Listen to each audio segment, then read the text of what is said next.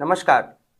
मैं एस्ट्रोलॉजर चंद्र प्रकाश वर्मा 27 नक्षत्र में आप सभी का बहुत बहुत स्वागत करता हूं। यदि किसी जन्म पत्रिका में शनि और चंद्र ग्रह युति बनाकर किसी भी भाव में विराजमान हो जाएं, तो उसके क्या फल होंगे और उपाय क्या करने चाहिए, इन दो बातों पर आज हम विचार विमर्श करने वाले हैं।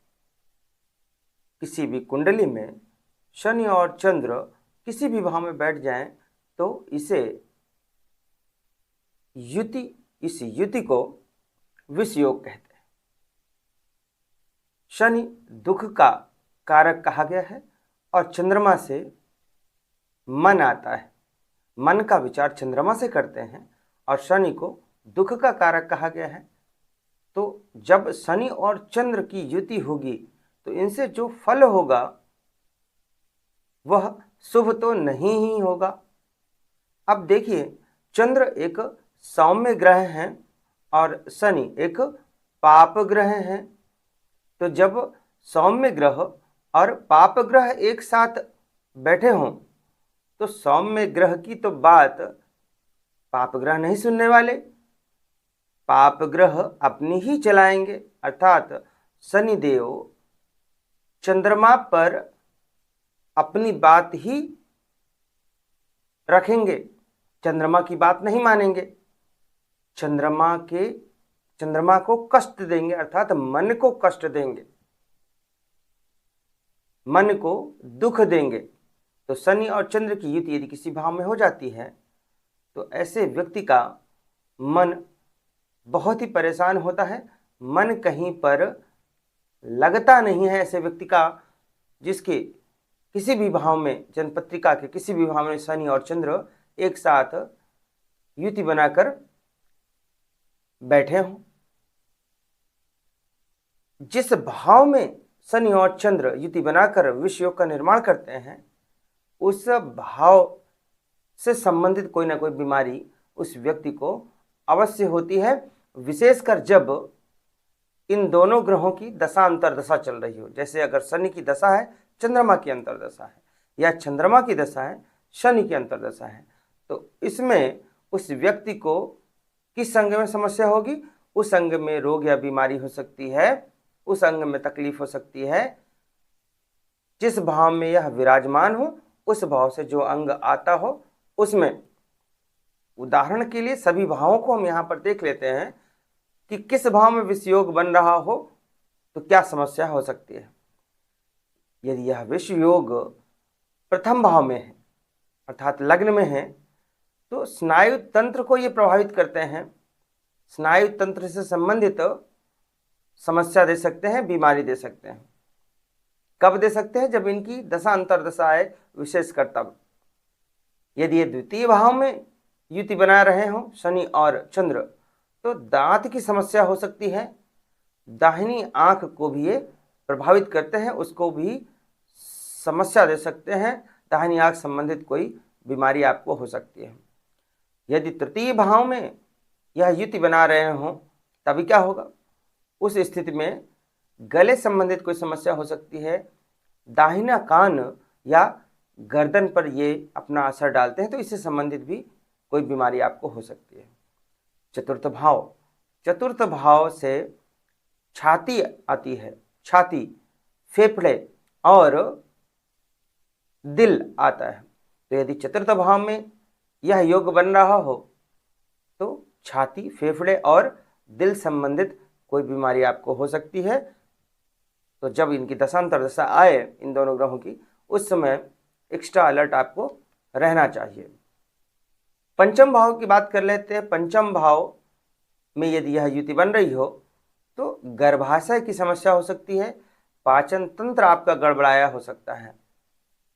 यदि छठे भाव में यह युति बन रही है तो इंटेस्टाइन अर्थात आंतों से संबंधित कोई रोग आपको हो सकता है, कोई दुर्घटना हो सकती है, चोट का खतरा भी बना रह सकता है।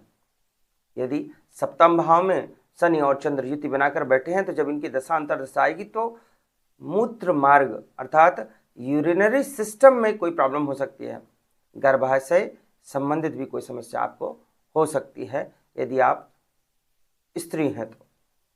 अष्टम भाव, यदि अष्टम भाव में शनि और चंद्र युति बनाकर बैठे तो जननांग संबंधित कोई रोग आपको हो सकता है, और इनकी दशा अंतर्दशा आने पर, यानी एक की दशा दूसरी की अंतर्दशा आने पर मृत्यु तुल्य कष्ट का भी भय बना रहता है।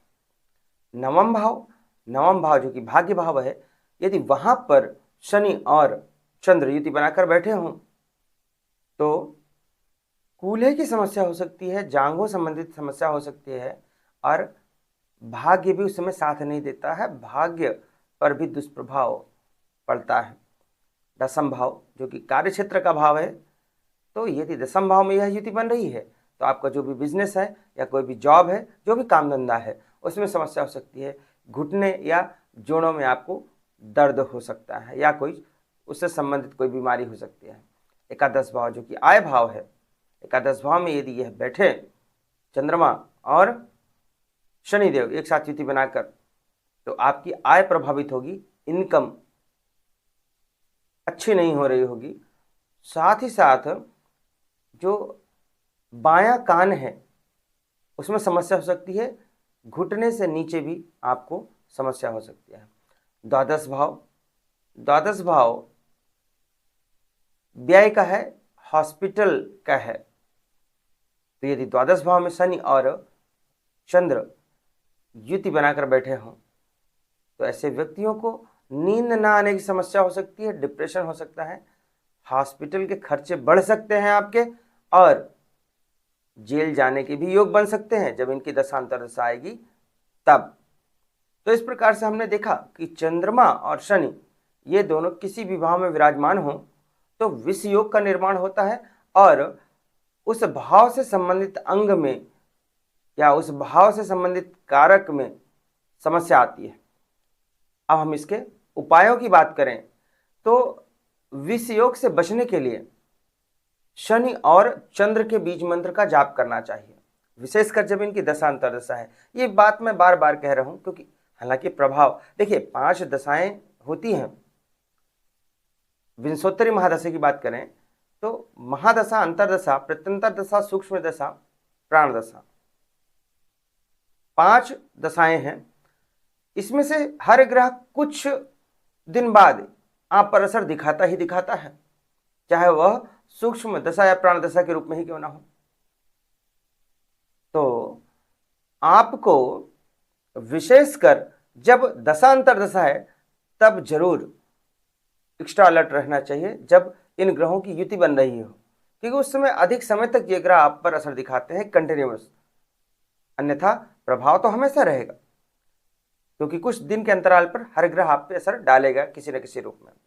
तो विष योग से बचने के लिए शनि और चंद्रमा के बीज मंत्र का जाप करना चाहिए। इनके बीज मंत्र क्या है?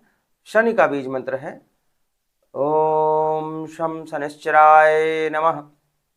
चंद्रमा का बीज मंत्र है ओम सोम सोमाय नमः। तो इनके बीज मंत्र का प्रतिदिन 108 बार जाप करना चाहिए। दूसरा उपाय है 2 मुखी रुद्राक्ष और 7 मुखी रुद्राक्ष को गले में धारण करना चाहिए विधि विधान के साथ। पुनः कहना चाहूंगा, यदि आप रुद्राक्ष धारण करते हैं तो इसके नियमों का भी आप पालन करें तो अधिक अच्छा। तीसरा उपाय है कि शनि की वस्तुओं का शनिवार के दिन आपको दान करना चाहिए। चौथा उपाय, कुत्ते व गाय की सेवा करें, विशेषकर जो कुत्ते घायल हैं, जो गाय घायल हैं, उनकी अवश्य सेवा करें, उनका उपचार करें, इससे भी आपको लाभ होगा। अगला उपाय है कोढ़ी, अपंग, बेसहारा, इनकी आप सहायता करें तो भी आपको लाभ होगा, विष योग से बचाव होगा। अगला उपाय जो आप चाहें तो कर सकते हैं, बहुत ही आसान है लेकिन मुश्किल भी है आज के इस कलयुग में। सदैव सत्य बोलें। यदि आप सदैव सत्य बोलते हैं तो भी विष योग में आपको लाभ होगा। तो इस प्रकार से आज हमने देखा कि चंद्रमा और शनि किसी भी भाव में यदि युति बनाकर बैठे हों तो किस योग का निर्माण होता है और इससे क्या फल हो सकते हैं और इनके क्या उपाय हैं।